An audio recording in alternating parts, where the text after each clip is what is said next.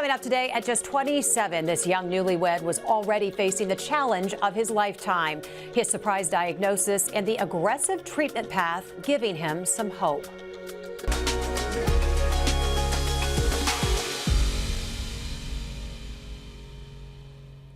Good morning, I'm Jessica Lovell, and welcome to the Morning Medical Update. When Jackson Layton was told he had stage 4 colorectal cancer, he was devastated.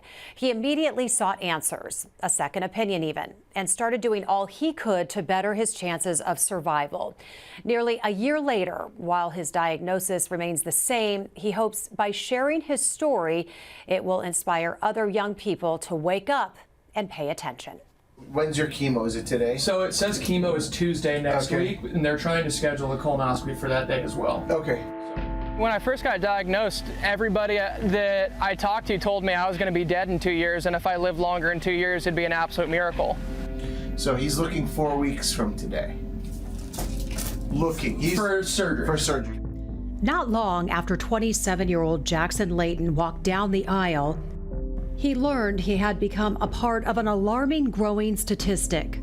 Worst pain I've ever felt in my life. Turns out it ended up being stage 4 cancer, stage 4 colorectal cancer. So these three, some of them shrunk faster than the others. Oh, wow, yeah. So That was nearly 1 year ago. I had complete bowel blockage with a tumor in my colon, and then they stopped counting after like 40 tumors on my liver. The only one I worry about is this one, but it looks like it's just fatty sparing. Wow.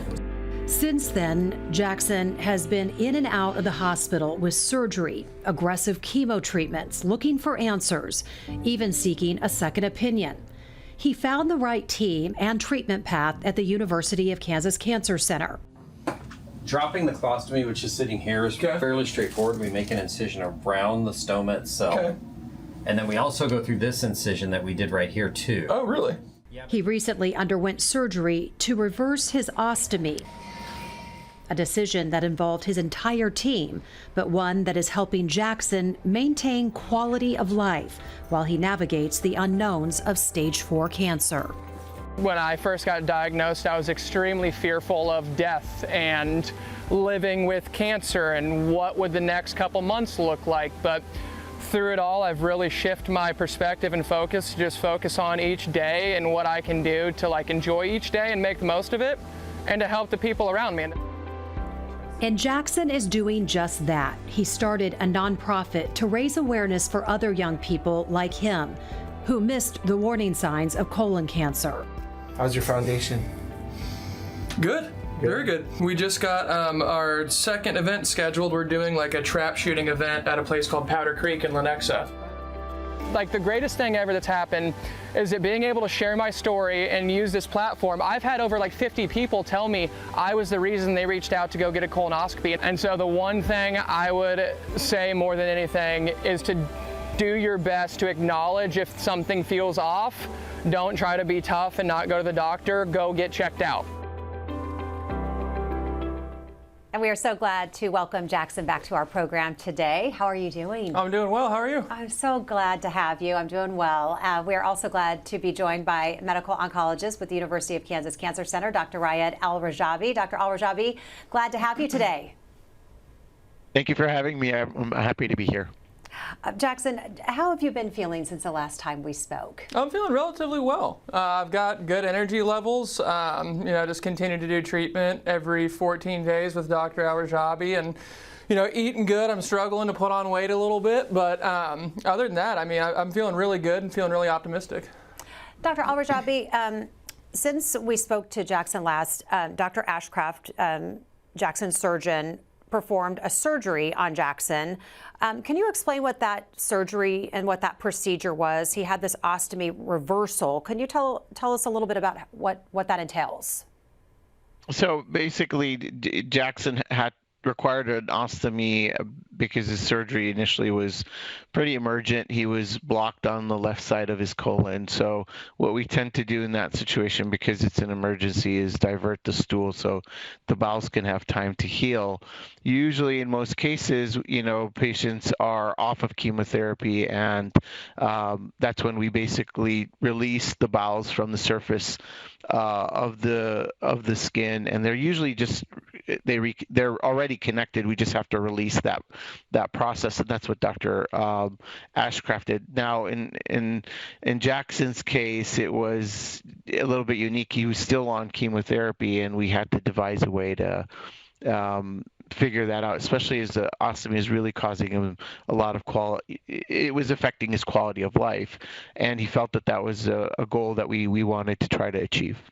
Right. So you and Dr. Ashcraft and Jackson all met together to make sure that this was the best route to go.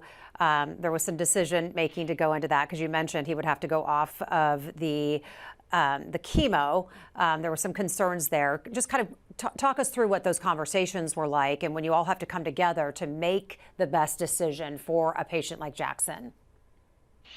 I think our goal is really Jackson's goals, and try to achieve as many as we can safely for him.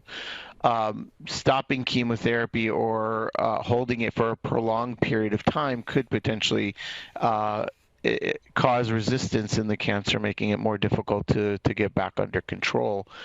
Now, chemotherapy is the most concerning before and after surgery, but targeted therapy is not. So Jackson's on targeted therapy that we combined with this chemotherapy, and that should have a good amount of disease control during this time when we have to hold off on chemotherapy. So we devised a way where we would just stop parts of his chemo and continue others that were safe with the surgery and didn't affect his healing. So me and Dr. Ashcraft and Jackson talked in different situations and scenarios, and eventually felt that we had a good coordination, and we had a plan on when to stop which chemos and when to resume them. The whole team was, of course, informed, and the plan went through very well. Good to hear. And you're 28 now, or 29? 28. I'll be 29 in January. Yeah, it's coming up. Quality of life is everything, as we know. Why was this so important to you, Jackson? It was important to me just because it felt like there was a few things that I used to be able to do that I couldn't do with the ostomy. One of them being Brazilian Jiu-Jitsu, a big thing that I train and have trained for years now, and that's something I couldn't do with the ostomy. So being able to get that reversed, and I actually was able to get back post-surgery to my first class last week, which was unbelievable. And, I mean, a whole bunch of other things. I'm an avid hunter. It didn't really, prohibit me from doing that, but it made things quite more difficult for it. So being able to reverse it was something that was definitely a thought in my head, and obviously it was a big risk with my mutation and with the cancer and everything, but I fully trust in Dr. Al-Rajabi and Dr. Ashcraft, and so after we talked, kind of decided that if we were going to do it while being on chemo and everything still being here, like that now would be the time to do it. So went ahead and went through with it, and back on chemo now and just still trying to get after it. Another important decision maker in your life is a young woman by the name of Hannah, yeah. Your lovely wife, and I think we have some photos of Hannah. Let's talk about her. She was supposed to be here today. She was unable to make it, but let's bring her into this conversation, because she's been so important from the very, very beginning. Yeah, she's been an absolute rock star ever since I got diagnosed. I mean, she was immediately researching anything and everything about colon cancer, getting into all these groups to find out more about my mutation, asking, every single question you can possibly think of. She's probably reached out to like 40 different hospitals for me, going through everything to try to get different opinions and ask all of the right questions. I mean, she's got like a book this thick of different types of things, tracking my diet log, treatment log, everything like that since I got diagnosed back in January. So I call her a rock star, because she has been, and she definitely struggles with it just as much as I do. and she never shows it. She always puts on a brave face, and she's definitely, the strongest person. So she has been. I know. I remember all that research she was doing. She could join Dr. Al-Rajabi's research team with all that work she was doing, Doc. Dr. Al-Rajabi, explain for folks exactly what's going on with Jackson's diagnosis. Tell us what it is from the beginning. So Jackson was diagnosed with pretty advanced stage 4 colorectal cancer or colon cancer.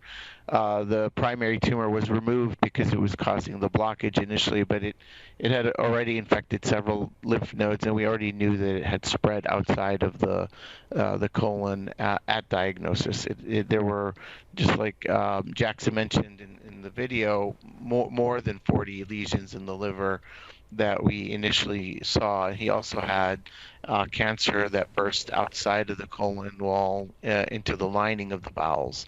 So Jackson has a rare form of colon cancer. It's something that has what we call BRAF, or it's a mutation that drives this cancer, making it more aggressive. And with cancer spread out this extensively, it's very hard to control, especially with traditional chemotherapy. There was a study that was recently presented. I think Jackson was started on treatment even before this was FDA approved. And it showed that combining chemotherapy plus targeted therapy, targeting the BRAF mutation, improves outcomes and survivals in patients with this very aggressive form of cancer. So he had a really good response with some toxicity from the treatment, but enough that was manageable, and had very good radiographic response. That means the images showed shrinkage of his cancer and control of his cancer to the extent where we couldn't detect some of this on the molecular or DNA level, but I think the most recent surgery with the reversal, we did detect that there were still some active cancer in the lining of the bowels, and fortunately, this treatment is controlling all of his disease wherever it is, and his last PET scan also indicated that. So I think right now it's really working well and shutting down all of his cancer, preventing it from spreading, preventing it from causing more damage. Dr. Al-Rajabi, I mean, you are working with cancer patients all the time and all sorts of diagnoses, but I mean, are you left scratching your head when you meet a patient like Jackson, so young, a rare cancer, and are you kind of going to the drawing board and saying, how do I get to work and help a young patient like this and find the right treatment path to start getting him better, start getting him some hope, and getting him well? Where do you start? I think, we unfortunately are seeing more and more younger patients, and they have a unique situation. In the past, most of our colon cancer patients were above the age of 50 or 60. You're talking about patients that have had completed their families, they're retired, they're financially stable. So there's a lot of issues that come through when you're dealing with a younger patient with colon cancer. It's a complicated process, and we as oncologists all from studies show that we will treat patients with younger onset colon cancer much more aggressively than other patients. So they endure more toxicity from the treatments just to try to gain as much benefit as we can from our treatment. So it is hard, but I think unfortunately our situation it's becoming more frequent, and this is a day-to-day thing in our practice, and unfortunately we'll see more and more over time. I want to ask you another question, Doctor, but I want to ask you, Jackson, about how this first presented for you, because that's what's really tricky about this, because you were really misdiagnosed for several years, which is how we got in the trouble that you got in. So explain to our audience about some of those missed symptoms and misdiagnoses. Sure. So, I've had stomach issues for a long part of my life, ever since I, probably turned 18 or so. And I was always told it was either acid reflux or GERD or irritable bowel syndrome. And it was nothing really to worry about. Take some Tums, you'll be fine. That's really it. And then as I continue to get older, and looking back up to the year that I got diagnosed, there was definitely signs that I was not paying attention to or was aware of. I was kind of chronically fatigued a lot more. And you were in college, right? This is college age. You're not having the best diet, not sleeping. So a lot of these were pretty typical symptoms of a college kid. Yeah, I didn't think anything of it. And then even leading up till after college, I was an athlete in college. I was eating well. I was exercising.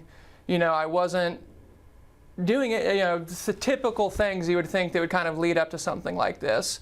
And, I started experiencing more fatigue, losing interest in going and working out and doing exercise.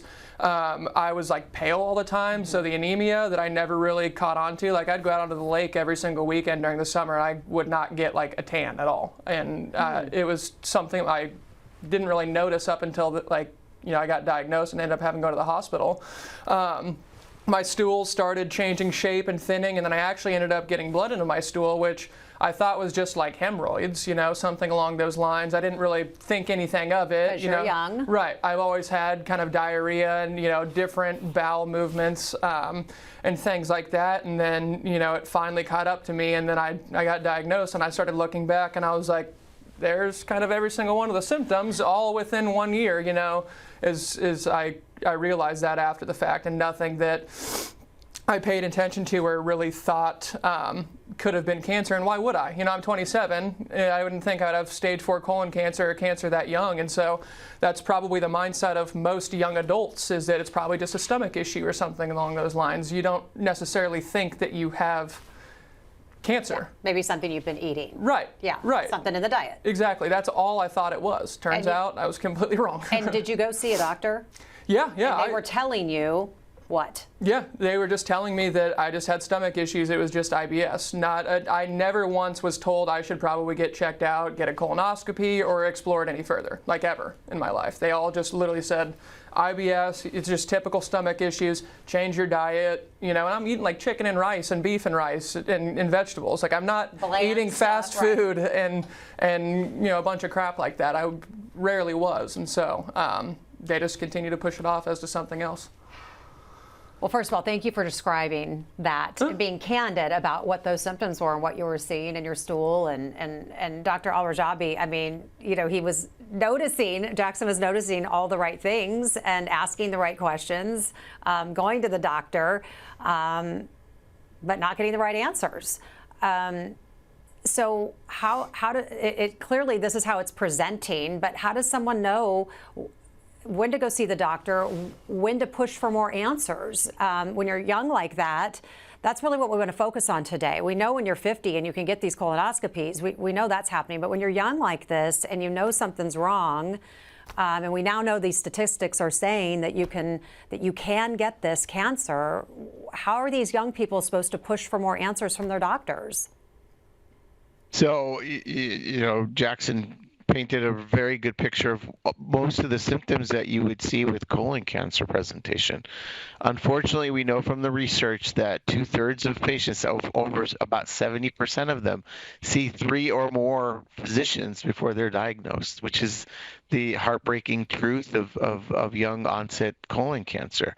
Most patients, the majority of them, are diagnosed with advanced disease, unlike other patients where we screen them, we find early stage disease, which is easily curable.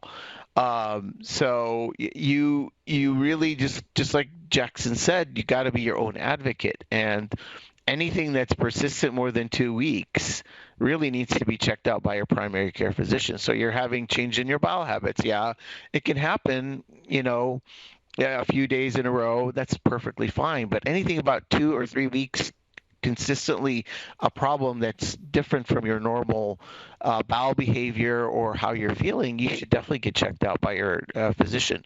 And yes, common is common. Hemorrhoids do happen in young people too, but if the bleeding continues, then this just doesn't fit the picture, and you have to keep persistently advocating for yourself, and checking out with your doctors, and eventually somebody is going to get the appropriate treatment, workup initiated, and hopefully diagnose this early. But it's a very difficult scenario where I think primary care physicians also don't realize the epidemic that we're seeing, or are starting to realize it, and they're starting to think about it. But a lot more education in the community, in primary care, in subspecialty care, will need to happen to keep our patients safe. Dr. Al-Rajabi, what are the current colonoscopy guidelines? Can you go over those with us? So right now, the U.S. Preventive Task Force and the American Cancer Society recommend colonoscopies for all individuals at the age of 45 and above. Now, that does not include patients that have high-risk family genetics. So, so if you have a family member, like your mom, dad, or siblings that have developed cancer at an early onset age, you may need to get checked out sooner. But it's a rule. It's 10 years before your mom or dad were diagnosed, if they have a history of that. So if they were diagnosed at a young age at 45, and you would have to get your colonoscopy at 35. But of course, there are other genetics and familial diseases that would need and merit colonoscopies even sooner, like Lynch syndrome or AFP. Or a very strong family history of polyposis. IBD is also another one that we would also, it's part of the routine in scoping and screening these patients regularly. All right, be sure to ask your questions. You can use the chat on YouTube or Facebook. You can email the Medical News Network. That information is there on your screen. Jackson, you've been really outspoken about environmental aspects and the foods that we consume contributing to the rise in colon cancer rates. You've made major changes yourself to your own habits. How so? Yeah, the big thing for me after getting diagnosed was really taking a look at what I was putting into my body, trying to eliminate, as much like heavily processed foods as possible. Trying to just do what I can to limit inflammation and other things in my body. So I'm just trying to eat cleaner, more whole foods, organic stuff, eggs, chicken. I've kind of cutting out for sure sugar from my diet as much as I possibly can. I mean, everything's got sugar in it nowadays, but as low amounts of sugar as I can possibly eat. I personally have made the decision to try to limit gluten as well. I'm not really eating anything red meat wise either. And so, I just think that, what you put in your body is extremely important and can help, your body naturally fight things, as well as just, possibly make treatments and everything help out a lot more. And so a lot of my friends and people I know, I've made a lot of diet changes like that, as well as just trying to eliminate all of the stuff and heavily processed things that are in our foods and stuff, and being more conscious about what we're putting into our body. Dr. Al-Rajabi, we ask this question of our cancer doctors every time they come on, and we're going to keep asking until we get some type of answer. But why do we continue to see this trend with cancer rates and people getting younger and younger? What is the research showing from what you're learning? So we really don't know. That's the general answer to this. We wish we did, and there's a lot of great researchers working on developing, pathways of why this generational shift happened. So when we used to have colon cancer above the age of 50, now it's, we're going to see a rise in the risk of rectal and colon cancer by about 130% in patients that are in the age group of around 30 years of age in the next few decades. So we can see that shift. Everything is really going up. It's very hard to say. Jackson is healthy. He's an athlete. Obesity rates were suspected, but we have very healthy patients that are getting colon cancer. We're also seeing these rises in healthier states, like where hiking and more natural foods are happening, or organic foods are being utilized. So it's across the United States and the world, unfortunately. I believe it's probably something environmental. It could be things as like microplastics. It could be a lot of the processed foods, like Jackson mentioned, could be resulting in this. It's just really hard to say at this point, but there's a lot of research trying to figure it out.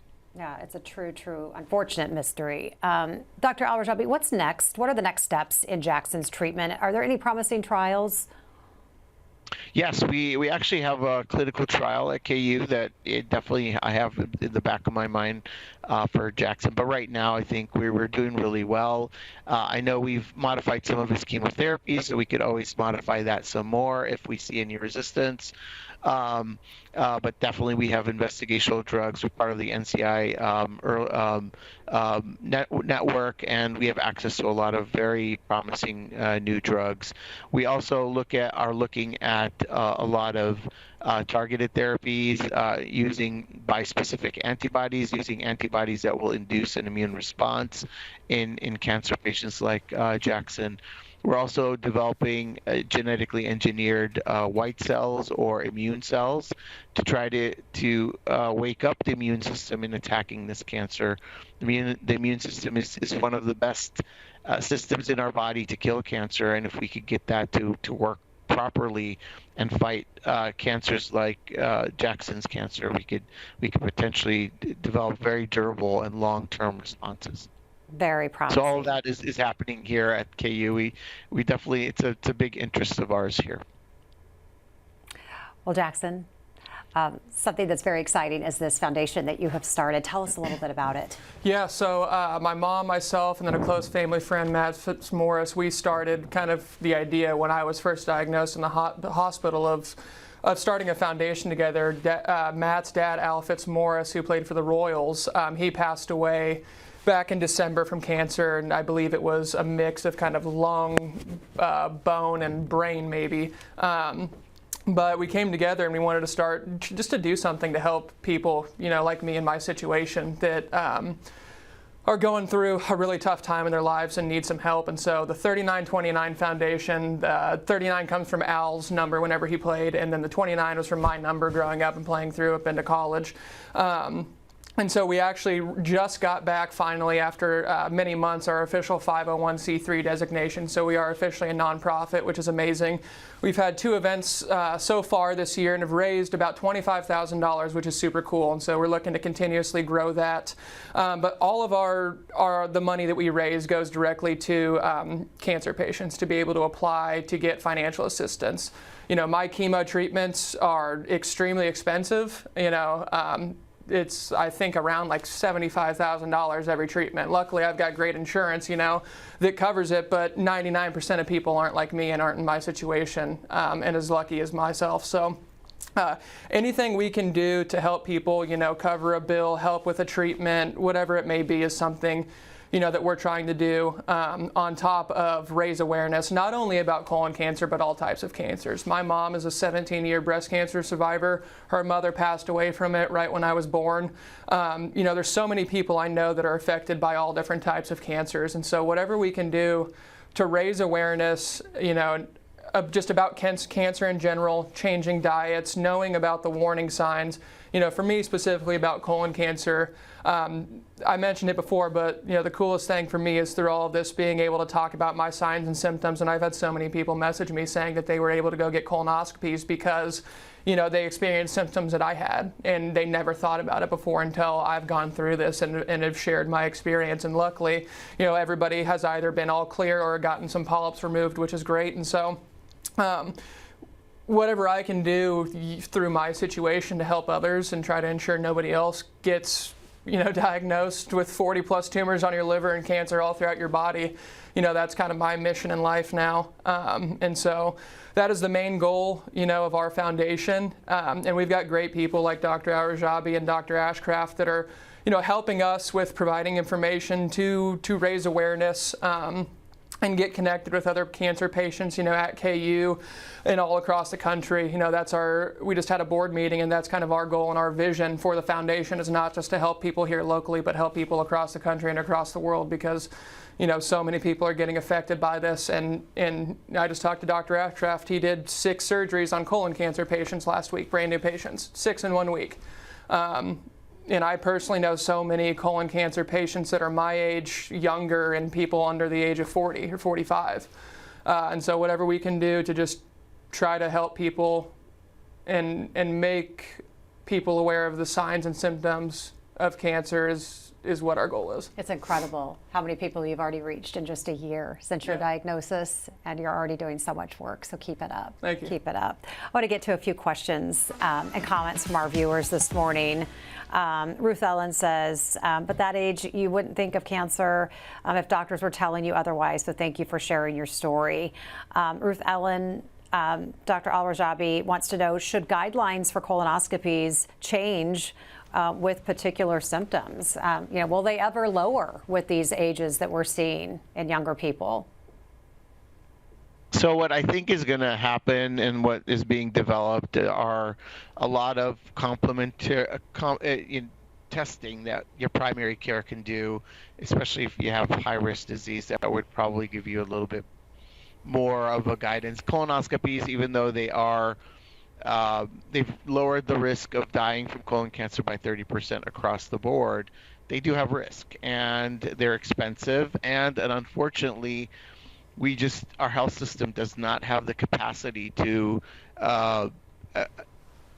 increase the number of colonoscopies we provide, which is really a shame because we know that this is a problem and we're trying to plan for it, but we just don't have the capacity to accommodate the necessary patients. But I think there's a lot of tests that are coming out that are going to look at DNA in the blood. They're also looking at DNA in the stool to identify high-risk patients. Of course, ultimately, these patients will need to get to colonoscopies for their diagnosis and treatment. But I think that's what I think the field is going towards is more accessible tests to identify high-risk patients and then proceeding with colonoscopy. So hopefully more to come. And colon cancer is really the canary in the coal mine. We are seeing a rise in all GI cancers across the board. So this is not the first cancer we're going to be needing to figure out how to diagnose earlier. A couple more questions. Jeremy asking, is it getting more common that younger people are getting colorectal cancers, or are we just finding it more often now that we realize to look for it more in younger people? Any thoughts on that? No, definitely the incidence has increased and will continue to increase. Projections are dramatic in the next 3 decades. So I think the projections are showing like I said, about 130% increase in Jackson's age group in the next 3 decades. So more to come. We're seeing it across the world. It's not just the U.S. Okay. Have you heard anything about this, Dr. Al-Rajabi? Marcia is saying Kansas City is a big barbecue town. I have seen that meats cooked this way is not good. Any ideas for how barbecue-loving Kansas Cityans can adapt to a healthier way of eating without leaving the joy of barbecue behind? Yes. Is that true, the way that barbecue is cooked? Is that like something causing an issue? The charring itself, yes, can be a carcinogen. It is classified by the World Health Organization. Charred meats can increase your risk of colon cancer or malignancies. So, but I think in moderation, it's reasonable. I don't want to to create any This is alarming news, Dr. Al-Rajabi. Even Jackson's eyebrows just raised, like, whoa. Yeah, I love brisket. I used to eat a lot of brisket. I love barbecue. But in moderation, it's perfectly fine, I think. But on a regular basis, daily basis may not be a good idea, just like Jackson said. You really need a well-balanced, healthy diet. Your colon loves fiber, so the more fiber you could feed your colon, the less risk you have for cancers like colon cancer. So yeah, definitely make sure you have a well-balanced diet. There's anything you increase too much of may not be good for your body, and sure. That also includes alcohol. Recently, the studies, colon cancer and breast cancer are one of the two main cancers that are being associated with regular alcohol consumption. So we really need to make sure, we stay away from anything that could increase the risk of it. Dr. Al-Rajabi, such great information today. We always appreciate your insight. What is the biggest takeaway you want people to really, really get from this program today? I think the inspiring story from Jackson's journey should really resound in a lot of viewers. Please be your own advocate. If you have risk, it's always better to get checked out, and always, if you're not feeling right, keep checking with your doctor until you feel that things have been properly addressed. And if not, get a second opinion or a third opinion. Don't disregard your symptoms and how your body feels. You know how you should feel, and you have to advocate for yourself. Jackson, until we meet again, till we see you again for the next update, what's the big takeaway from your story? To echo what Dr. Al-Rajabi said, if something's not feeling right, go get checked out. I ignored a lot of signs and symptoms, and also don't take no for an answer. You do have to advocate for yourself. You have to fight to get answers. So if you hear no, keep pushing, go get checked out. One thing that I love about working with Dr. Al-Rajabi is that he encourages me to go get opinions from other places. So I think that never hurts. Go get opinions, go get checked out from multiple places, fight for yourself to get the care that you need, and then also just be mindful of what you're putting into your body. I thought I was before, but, in comparison to now, I really wasn't. So just try to eat healthy and live a good lifestyle, and just do what you can to fight for yourself and your health care. Thank you for your advocacy for yourself and for others. Yeah, thank you for sharing your stories always. Thanks to both of our guests today. Thanks to our viewers for being with us, and we'll see you back here tomorrow. It's one of the most feared diagnoses, Alzheimer's disease. I'm Alexis Del Cid. On the next All Things Brain Health, meet the man diagnosed at just 57 years old. And the relatively new treatment he and his wife say has drastically helped with his symptoms. Subscribe to our morning medical update and open mics with Dr. Stites podcasts. Now everywhere podcasts are available.